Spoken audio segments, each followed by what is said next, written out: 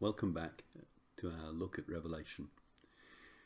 I mentioned in the last video that when you start looking at the books of the Bible, indeed probably anything else you're going to analyse, you start asking the W questions: who, what, where, when, why, and for some reason the how kind of creeps into the W words. And we looked at who last time. Who do we think wrote it? And so with this video I want to address the question how, and I'm going to need to explain kind of what that question actually means. So without more ado, we will address the question how, and I will explain what those hows might be. So the how that I want us to consider in this video is: how has it been interpreted? How has the book of Revelation been understood within the Christian community? Now, I don't want to make too much out of this, but I need to emphasize, as if it wasn't obvious, that Revelation is seriously weird. Now, I don't want to offend you by saying that, and I hope you don't get me wrong. It's God's word, it's part of Scripture. But there are some strange things in it. And sometimes perhaps we get so familiar with those images we forget how strange they are. Jesus stands among lampstands, and he's got a sword coming out of his mouth. Now, you know, we're used to these images, and they kind of make sense to us. But because we're used to it, we forget just how weird that is. You know, it doesn't happen in the real world. And if you took kind of the average non-Christian and you talked to them about someone with a sword coming out of his mouth, he really would worry about you. And these are the easy ones. We've got living creatures covered with eyes all over them, even under their wings. We've got a dead-looking lamb who kind of gets up and does things, who even separates the seals, breaks the seals on a book. I mean, I'm not even sure how a living lamb would do it, but a dead-looking lamb. And, you know, it's not just dead, it's sacrificed. It's a pretty horrible description, in fact. We've got a seven-headed dragon. That would go down well in any modern story. We've got a sea creature that's part leopard, part bear, part lion, and that's got 7 heads as well. We've got angels with bowls, and you know, this is just a fraction of the stuff that's in Revelation. It's seriously weird. And we do have to ask the question, how do we understand all this? You know, what does it all mean? And it's not obvious. And I need to emphasize that it's not obvious. Look at some of the interpretations that people have come out with quite seriously, thoughtfully, carefully, prayerfully. Let's just take one example. This is in fact a beast, a second beast that's related to the dragon. I saw a second beast coming out of the earth. It had 2 horns like a lamb. It's related to the dragon, but remotely, and it spoke like a dragon. This is Revelation 13:11. Now, how have people understood that? This is a good example. You know, with most of the book of the Bible, you might get disagreements about how you interpret something, but you usually find 2, at most 3.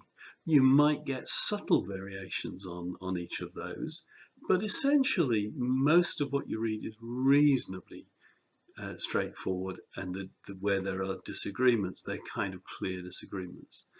But look at this. Irenaeus, one of the early Christian writers, says it's at the Antichrist's armor bearer. Why on earth armor bearer? I guess he really means that what we would have called in the First World War the Batman. You know, the guy that is the right-hand man, helps him dress, helps him do all sorts of stuff. His gopher. Okay, but then there was a guy called J. Weiss and a whole load of other people who said it's the imperial priesthood of the provinces. This is relating to Roman practices. The emperors were worshipped and they used to build temples for them. And there was a whole substructure, civil service, I suppose you'd call it, of priests who would function specifically for the worship of emperors. So he reckons that this beast coming out of the earth with two horns like a lamb that spoke like a dragon were the priests in the you think, why on earth have you decided that? And of course there's another one, there's a better reason for this in fact, but another interpretation is that it was a Jewish false prophet. It was a false prophet within the Jewish faith, because this was where I picked this one up, was from someone who believes that the reference really was to Jerusalem. Jerusalem was being subject to Rome's ire. It was going to be destroyed, and this was a false prophet from the Jewish faith of the time. And then others, the papacy, the Pope, and all his structure and religion and whatever. Or in fact, someone else, it was not so much the papacy, but the clergy, the Pope's clergy. And then yet another one, it was the supporting power of authority of a renewed European power. They actually saw it as a kind of renewed Rome within Europe as a whole, with 10 nation states. And then in fact, for someone else, he's simply a man. We don't know who he is, but he's a man with satanic power, and he's a satanic agent. All these different interpretations, so vastly different, and these are only touching the surface, believe me. Revelation is seriously weird and seriously confusing. So the question we need to ask, though, is, if you like, how has it been interpreted? And there are 4 general groups. You could group the different interpretations into 4 categories, and they are Futurism. They've all got these nice, long, posh, awkward names. Futurism. And I'm going to explain what each of these are, so I won't hear. Preterism, Historicism, and Idealism. So these are the 4 things that we're going to be looking at in this video. And what I want to do is kind of summarize them and then try and give a feel for what they mean. Now, I have to have a disclaimer here. I'm not quite sure how I see myself, where I see myself. I have to say that I'm not totally convinced by any of these, which puts me in a little bit of a no man's land. But it means I'm trying to represent the views of people which I don't really agree with. And there's always the danger, therefore, that I'll misrepresent. So I apologise if I don't do them full justice, but I will try.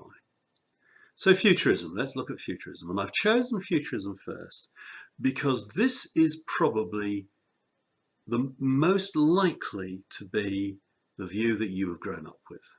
Now, I'll explain that in a minute. But what Futurism says is that the book of Revelation refers to events that lie completely in the future. It's the last days.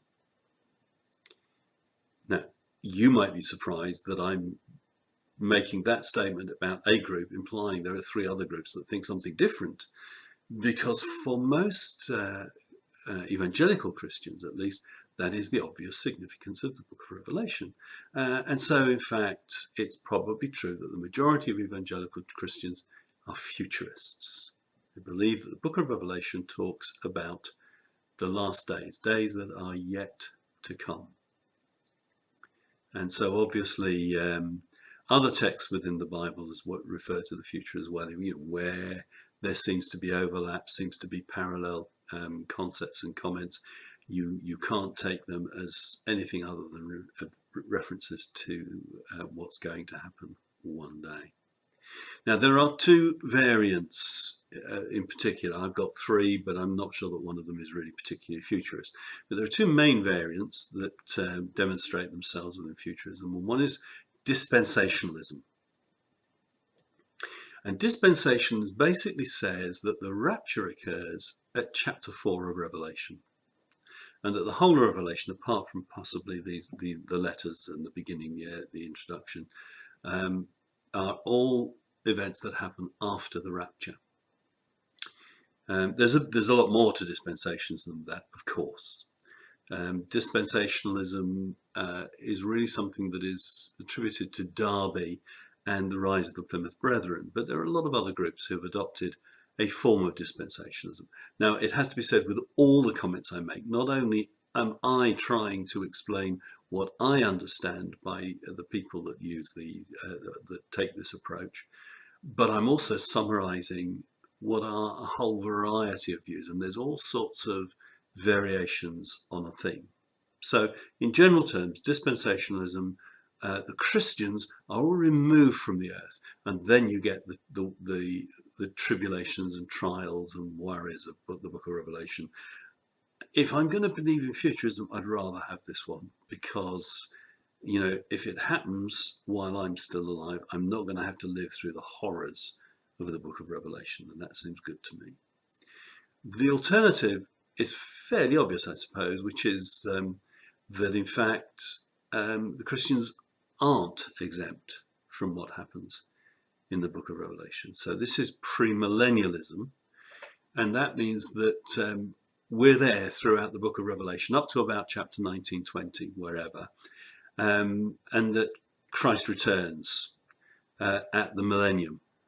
Right, so there's chapter 20 is all about the 1,000 years, the glorious 1,000-year reign. Christ returns with us. I've put rapture there. I'm not quite sure whether rapture would fit in there. I think there's different views of that. But rapture may have only just occurred and we come back with him, or it might not have occurred yet, or it might have occurred even earlier and we come back with him. But we reign with Christ. Now, there are some who actually say, no, we don't reign with Christ. You know, we're still yet to be caught up. But, you know, there's all sorts of variations. And in fact, what's interesting is there are multiple resurrections as well, just to make things confusing. There is also, I've included postmillennialism, and this actually says that Christ returns after that 1,000 years, so at the end of chapter 20 or the beginning of chapter 21. And as I say, I'm not sure many futurists adopt that approach. That tends to be in some of the other views. But, you know, every combination you can think of exists somewhere. So that's futurism. And the important thing about it is that it's all these prophecies lie in the future. It's going to happen yet. It's the end times. So the next group are the Preterists. And the belief is Preterism. And Preterism is the diametric opposite of futurism. And Preterism says all the major prophecies of the Bible have all been fulfilled already. It's finished. It's done. And the big three of these, of course, which may catch you by surprise if you're in the futurist camp, and if, as I'm right, you've grown up thinking that futurism is all there is, and the big three of these, the return of Jesus, it's already happened. And that's a bit of a surprise. Now, again, there are wrinkles on this, so, you know, but the reference, most, if not all, the references in the Bible to the return of Jesus are references to events that have already happened. The resurrection of believers has already happened. The judgment has already happened. Wow. And if you haven't come across this, that's quite a stunning set of ideas. But this is a group, and it's a growing group, arguably, who are being convinced by an interpretation of the book of Revelation that is called Preterism. Okay? It's all in the past. In fact, Preterism comes from the Latin for past. Now, there are basically two variants to this. The major prophecies, as we said, have already been fulfilled, and these variants are full Preterism, which is that it's all focused on the destruction of Jerusalem and the temple in 70 AD by Titus under the Emperor Vespasian. All fulfilled at the destruction in 70 AD. And then there's a thing called partial Preterism. And partial Preterism, again, there are slight variations in this, but basically the first half of the book of Revelation is about the destruction of the temple and Israel for 70 AD. And then the second half, and I've worded it like that because exactly where that half lies can change. Different people have slightly different views. But the second half is actually about Rome. Rome to Constantine. Rome to the point where Christianity became the official religion. And the key date there is 313 AD, which was a big recognition of Christianity. It was actually before Constantine converted, but it was obviously a kind of an important landmark on the way. Now, inevitably, if you're actually talking about stuff in the book of Revelation, which is the some of the battles that occur there, the return of Christ, the judgments, no one would dispute the fact that these things are referenced elsewhere in the Bible. And therefore, if you're going to adopt a preterist view, you have to take it pretty much all the way. And so preterism extends to the non-revelation text as well. So there's an awful lot of references there. Now, some maybe recognise that there are events that will occur later. You know, I'm not sure whether some of them actually believe in the literal return of Christ as a separate event to some of these preterist events. But in essence, it's an all or nothing view that you have to adopt. So you've got Futurism, which says it's all in the future, it's all yet to happen. Preterism is it's a done deal, it's all finished. So the third group are the historicists, and it may not surprise you that the historicists basically are the group that sit in between these two. Revelation doesn't refer to a single event in history, and it's kind of a process. So it's a program of history. So the idea is you're meant to read Revelation pretty much systematically, and you will get an outline of history. Now that's a much more attractive idea in many ways, because in a sense, when you kind of get a book like the book of Revelation, that's kind of what you expect. I mean, Futurism reads it very much in a linear way like that as well. But for Futurism, it starts right at the end of history. It starts in the last days and finishes in the last days. For Historicism, in a sense, they read it the same way as Futurism, but it starts soon after the death and resurrection of Jesus. In fact, it starts with the fall of Jerusalem and the temple normally. And so let me give you an example that I gleaned from one writer. I may have got this wrong, but in chapter 6:2, which is where the events really get going, this is the breaking of the seals. The first seal is broken, and you get a rider on a white horse. This is the Antonine emperors.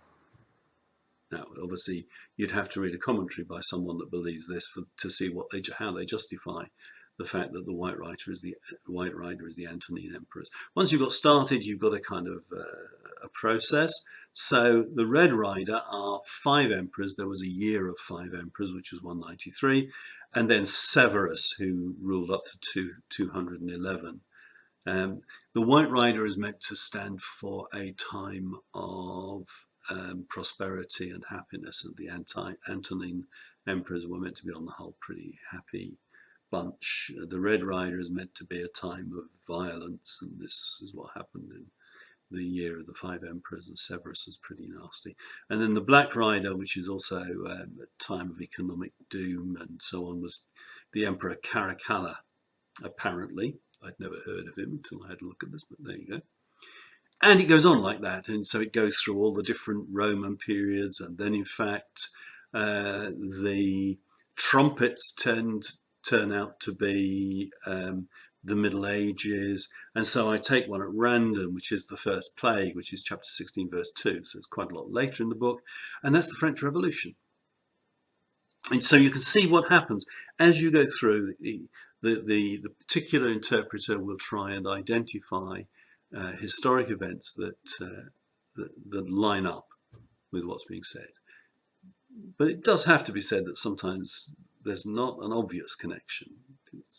You have to kind of know what their thinking is to know why they've said that that's what it means.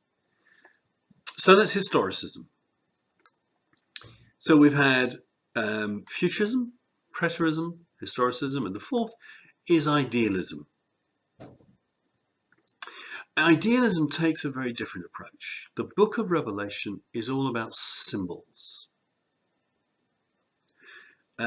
All the other three approaches, it's claimed, basically start with the assumption that you should read the book of Revelation like a history or like the Gospels.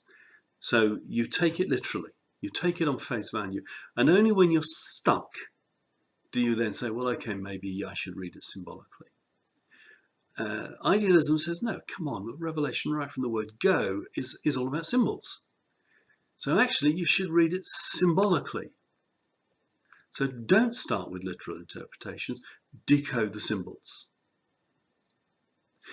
And in general terms, what you find therefore in idealism is that they will argue it doesn't really deal with actual events, past, present or future. It's talking about principles, it's talking about ideas, it's talking about how God works rather than specific events. So specific events fit in it, but it's because that's the way God works. That's the kind of principles that God's already given us in the book of Revelation. Now, the very earliest interpretation, in a sense, if you look at how the book of Revelation was interpreted historically, in the very early years, there was almost no difference between Preterism, Futurism, and Historicism, because there was no history since from the time of the destruction of Jerusalem. You know, it was all very recent. So, in a sense, it was all of those things, or none of them, as the case may be. So, in the early years, we tended to have a kind of historical approach to it, but it was still early days. Fairly soon after that, there was a tendency to interpret the whole of Scripture allegorically. And this was true of the Gospels, this was true of Paul's letters, and it was really went to excess, which is why people don't like idealism, because it smacks of this allegorism. And in fact, some people refer to this approach of idealism as allegorism. And, you know, if I tell you that Origen, who was the master of allegorism, he interpreted I seem to remember the parable of the Good Samaritan, the guy gave the innkeeper 2 coins. Well, that's the Old and New Testament. And he was inflicted by the people that beat the man up. Well, that was sin, and the effect was, you know, and so on. That had nothing to do with the parable at all. So it was really an abuse of the text, and that's the danger with allegory, that it abuses the text rather than really attempting to ask what is the image that this is demanding that I understand. Very subjective. So the danger of idealism is that it is very subjective. And it means that not only is the book of Revelation not necessarily referring to specific events, but it's referring to events in a very generalized, ideal way. That's also true, therefore, potentially of other last days references in the New Testament. Now, that depends on the particular interpretation. So we have these 4 approaches. These are the different ways in which the book of Revelation has been interpreted by different people. Futurism, it's all in the future. It's all yet to happen. Preterism, it's all finished. It's done and dusted. It happened 70 AD, maybe as late as 313 AD. And then Historicism, look for the pattern of history. And it's still unfolding, although usually the belief is it's pretty much unfolded. And then this Idealism, where we're talking about symbols, we're talking about principles and ideas. Now, to try and give you a bit firmer view of what's going on, I've taken one particular passage and I tried to look at a few of these different interpretations to see how they work out. So here's the passage that I'm going to look at. Revelation 11, I said 1 to 12, I meant 1 to 3. I was given a reed like a measuring rod. So this is John talking. I was given a reed like a measuring rod and was told, go and measure the temple of God and the altar with its worshippers. But exclude the outer court. Do not measure it, because it has been given to the Gentiles. They will trample on the holy city for 42 months. And I will appoint my 2 witnesses, and they will prophesy for 1,260 days, clothed in sackcloth. Now, before we say anything, let's just emphasize that 42 months is pretty much the same as 1,260 days. It's pretty much the same as 3.5 years. And these are all used in the book of Revelation. Okay. Now, what follows in the rest of the passage, I didn't want to kind of read too much of this, is that these 2 witnesses are killed in verse 7. They're left on the street for all to see in verse 8. And in fact, the world rejoices and they celebrate and they send each other presents. And then they're raised back to life in verse 11, and they are taken up to heaven in verse 12. So that's kind of summarizing what happens a little bit later on. So the question is, how are these interpreted? So let me give you a futurist interpretation, first of all. And of course, the futurist is saying it's all going to happen. So the temple, remember, he's given a measuring rod and he's told to measure the temple of God and the altar. The temple will be rebuilt during the tribulation, the last days. So there's a strong belief, not all futurists believe this, but there's a strong belief that that Israel will be re-established. Well, that has happened, and that strengthened the futurist interpretation. That the temple will be rebuilt one day, and you quite possibly heard references to that, and it's this temple that is being referred to. Okay, and of course, because the temple has been rebuilt, the ancient Jewish rites will be re-established. So we'll have animal sacrifices. It's not just going to be a nice temple the way we have Protestant temples or whatever. It's a real temple. So this act of measuring is, it refers to God's protection of the faithful. In many interpretations, by the faithful here, we are talking about faithful Jews. Because for many interpretations, the Christians have been raptured. They've been taken into heaven. Now, so there will be some Gentiles who will come to faith, but the focus is on the Jewish nation and the Jews coming to faith. So the witnesses are 2 remarkable believers. They're what they say they are. They're 2 witnesses. And they're remarkable because they've obviously got the faith to trust God for these amazing miracles that they perform. And their witness will be for the first half of the tribulation. So the belief is the tribulation will last 7 years. So these witnesses will be testifying, will have a prophetic testimony for 3.5 years, literally. So it's all literal. It's all exactly what it says. No playing around. And they will literally be killed. They will literally be raised to life, and they will be literally taken up to heaven. So there you have it. That's the futurist interpretation. Pretty straightforward. Pretty easy to understand. Pretty easy to follow. So what about the preterists? How do they interpret this? This gets a little bit more difficult because obviously it's all happened. So we can look at this and find out what we're talking about. Now, some comments about preterism. First of all, it has a major advantage over all the other interpretations. It explains verses like Matthew 16:28. Truly, I tell you, some who are standing here will not taste death before they see the Son of Man coming in his kingdom. Now, if you read that in a straightforward, simple manner, that it would have to happen within, 70, 80, maybe even 100 if you stretch it, years of Christ preaching. So the preterist says, well, it did, 70 AD, no problem. So you could be 60. Some of the people there would have lived for that quite happily. So having said that the futurist approach is a really easy interpretation, preterists will turn around and say, yeah, but how do I handle this verse? Because they're saying 2,000 years. And then there's a few others. Truly, I tell you, this generation will certainly not pass away until all these things have happened. And again, in fact, in Revelation itself, the revelation from Jesus Christ, which God gave him to show his servants what must soon take place.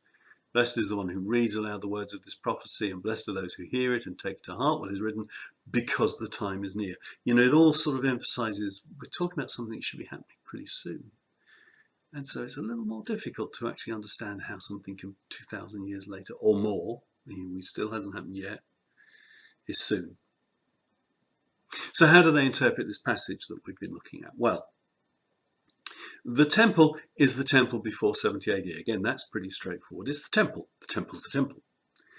And measuring the temple, well, they have difficulty understanding, just as everyone else does, but it seems to be, there are two kinds of interpretations. One is that it's marking it out for destruction, and the other is marking out for protection. So it depends on how you read that. But that's pretty much kind of not that different from the futurist interpretation. Futurists see it as a kind of protection of the people of God, the temple itself. The Gentiles, that's the Romans, will trample the city for 3.5 years, again, fairly literally, which is about the time that the siege and devastation of Jerusalem lasted. So that period fits very well, and it's a kind of bolster. It's another reason why some of these folk are fairly convinced about this particular argument. And at the same time, because it was 42 months, 1,260 days, the witnesses prophesy. And who are these witnesses? Well, they are the heads of state and church. Not quite sure what meant by that. The book that I looked at in particular for this one actually did refer to them, the heads of state and church. And yet this would be the Jewish peoples, I think. Or maybe the church is prophesying within this context, I'm not sure. But they're two people that prophesy. Now, the problem you have with this is, so who are they? If these people died, were visible to the whole earth, normally the preterists will interpret earth as referring to the land, so it's the land of Israel, but they were visible, widely visible, and then they came back to life and were resurrected. You would have thought we'd hear about it, and yet we don't know. Normally they seem to be described as, well, it was the principle that they were standing for. It was the kind of case they were making. It was destroyed with them apparently, but came back to life, came back into power, and was treated as if it had gone up to heaven, something like this. So if I give you the impression I got, that the preterists are a little bit weak on this particular passage, then I think I've probably given you a true perception that I have of this passage.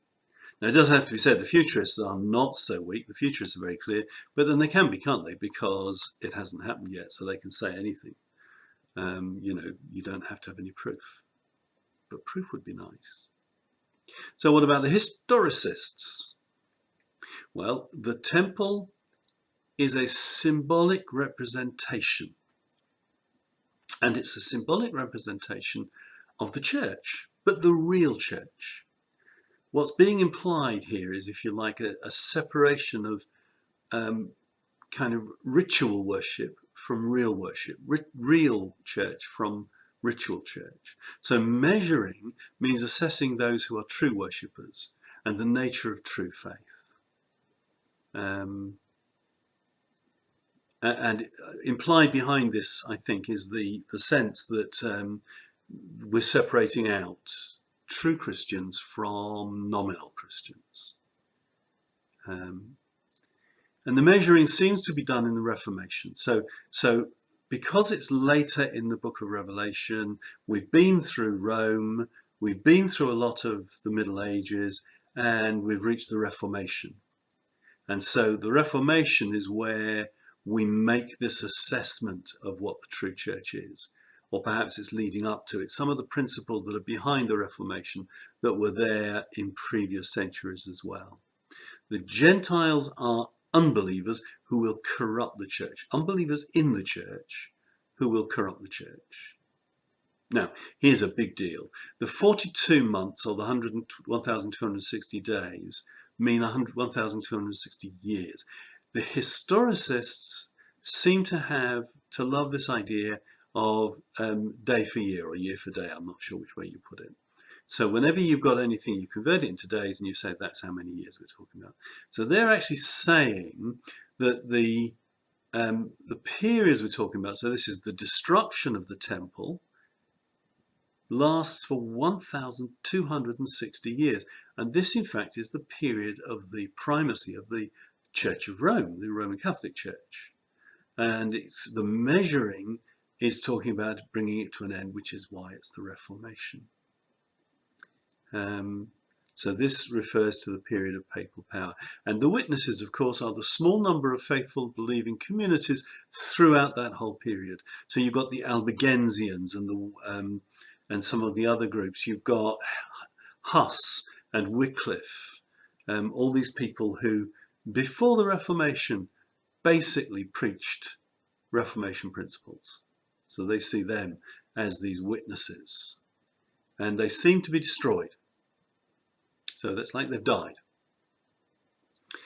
But in Martin Luther and the Reformation, they are brought back to life. And of course, from then on, it ascends to heaven. It becomes all-encompassing, all-powerful.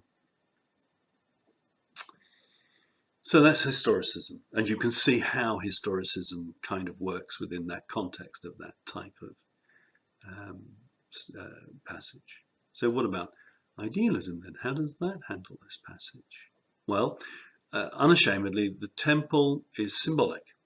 Although here, there is much more of an emphasis on looking back to the Old Testament or other sources of information, primarily Old Testament though.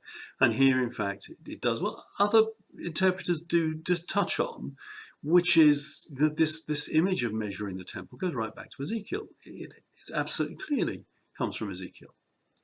And it refers to Ezekiel's eschatological temple. It wasn't the temple that had been there just before the Babylonians came. It wasn't the temple as rebuilt, and therefore the temple in Jesus' time. It was this ideal temple that Ezekiel saw in his vision. And it represents the new people of God in all aspects of worship. I think some of these phrases are used fairly generally to kind of include Jews and Christians, to be more general than you might be if you use obvious things like the church or whatever. The measuring indicates that God will remain present in the church. So it's a kind of protection again. So it's this picture of protection. And this is what I will hold on to. The two witnesses are not individuals, nor are they kind of individual organizations or identifiable groups.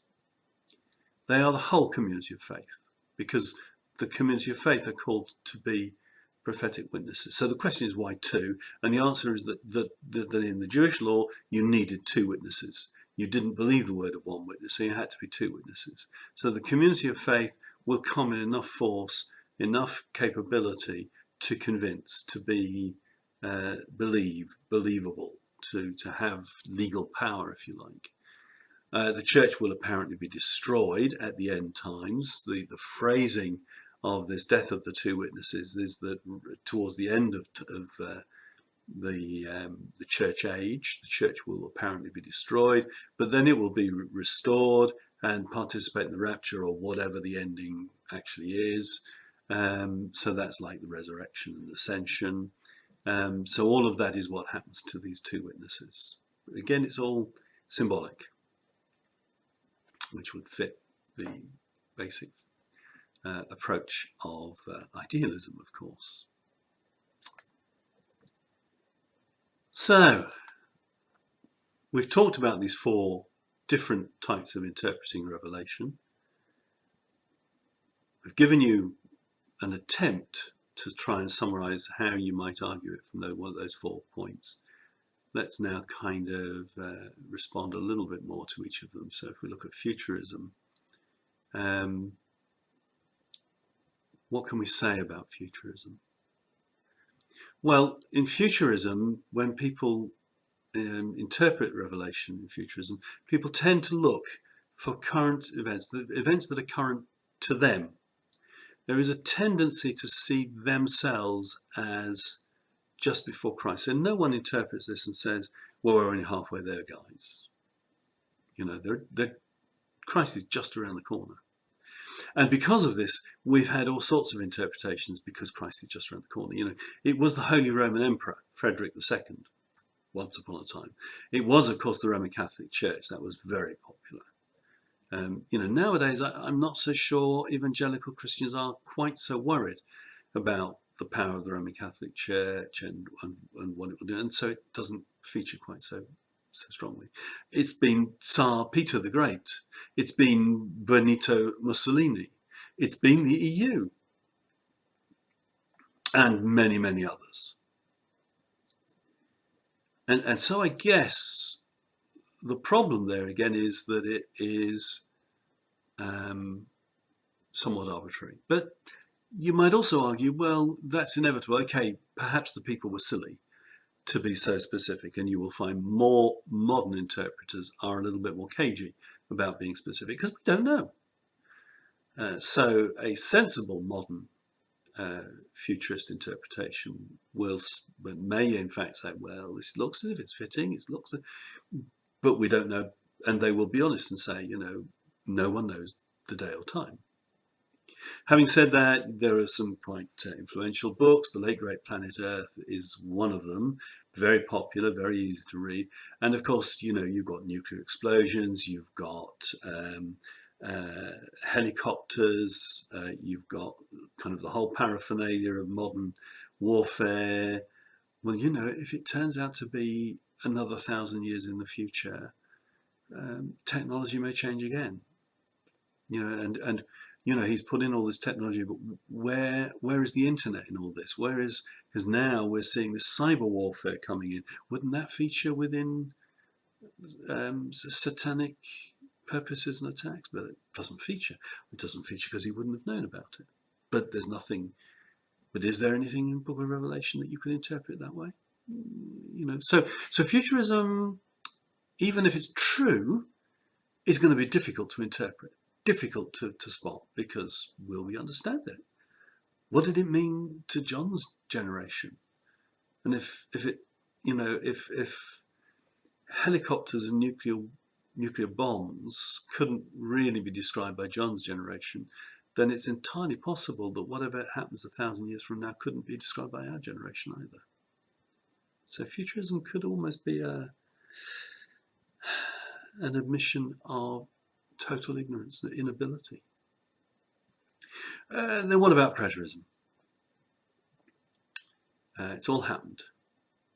And we talked about the advantages of this. It explains the verses that speak of Jesus' immediate return, and they will make a lot out of that. But it has one major disadvantage, and that is that events that other writers speak of are simply not included. There's no seeing Christ return, there's no actual resurrection, there's no judgment of sinners. These things are fundamental to the New Testament teaching, you would have thought. And yet they've disappeared from view.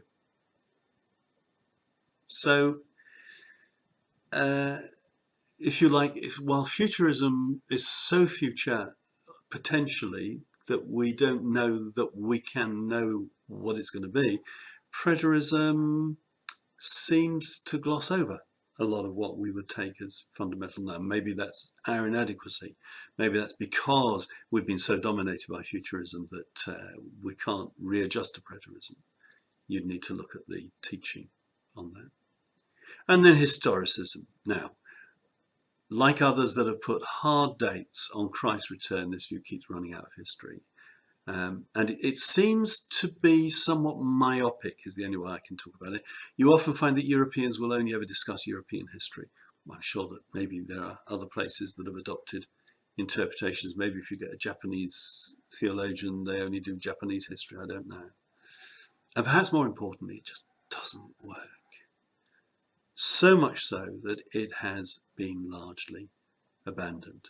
Now, I'm sure if you look hard enough, you'll find some recent scholar who's adopted it. You know, it will never die.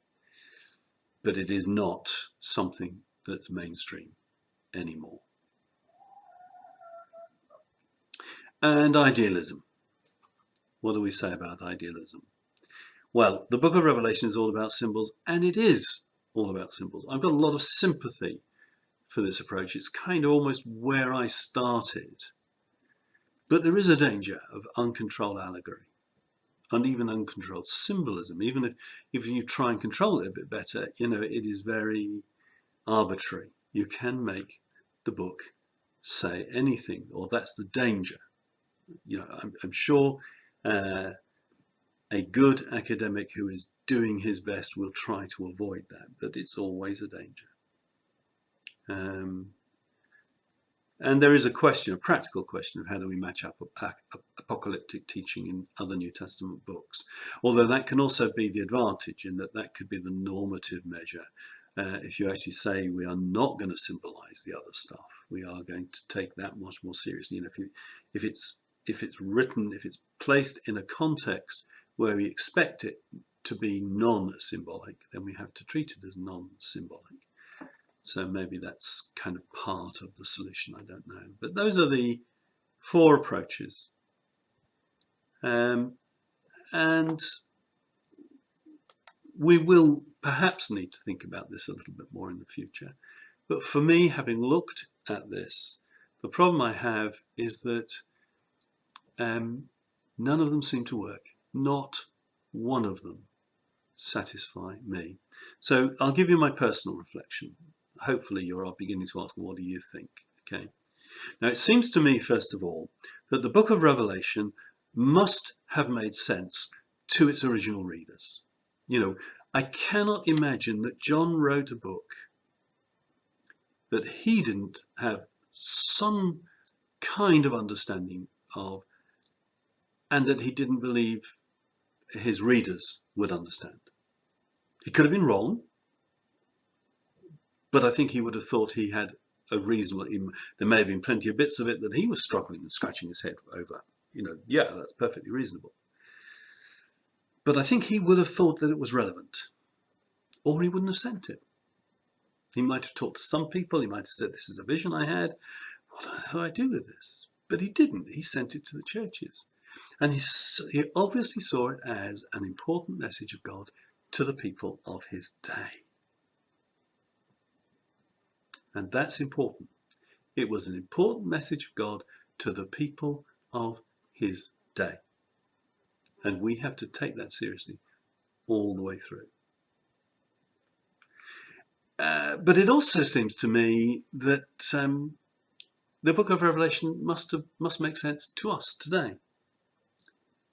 Isn't Scripture the important element of Scripture that it's not just for one person, it's not just for the time at which it was written, but it is important for the church, or perhaps more importantly, it certainly would have been true for the 4th and 5th century when the canon was formed. When the people were making the decision, it's in that period that they said, yeah, it is God's word. There were lots of people before that said it's not. It was under debate. So there were enough people in the 4th and 5th century that said, God speaks through this. It makes sense. It means something. And that's one of the measures of canonical literature. There may even be stuff out there that God did speak through, but it was for a specific event, specific occasion, so it's quite right that it's not passed on to us. That the idea of the stuff in the Bible is that it's for God's people generally. And so it must make sense. Maybe not everything, maybe not easily, but there should be something there for us. It also seems to me that all of these approaches seem to resort to idealism when it suits. So that raises questions in my mind. That kind of pushes me towards idealism. And all of them do it. All of them. Even Futurism. They all do this. And they all resort to interpreting. The symbols do not work literally. even where largely they do. In some of the futurist interpretations, largely they work, but there are still plenty of examples where they don't, and so you have to start looking at them as symbolic representations. And the trouble is, as soon as you do that, it becomes totally subjective. And there's a danger.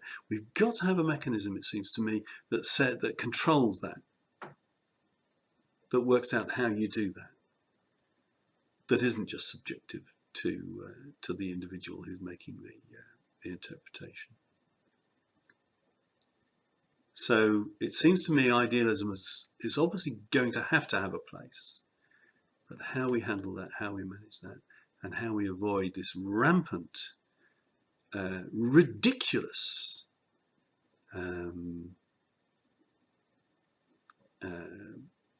interpretation of stuff, I don't know. But there's a little bit more about the personal conclusion that's important to me. And looking at the individual things, the preterist view, it seems to me, actually means the book no longer has any real value. It's all happened. It's all finished. So the message that John had to present is done. So why is it in our Bible? Why are we even spending the energy on reading it? Now, I presume that a lot of the preterists will say, well, the principles apply.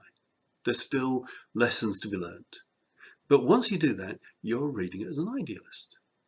So they're arguing, yeah, it does refer to AD 70 or to the time shortly afterwards, but that's all done. That's all finished.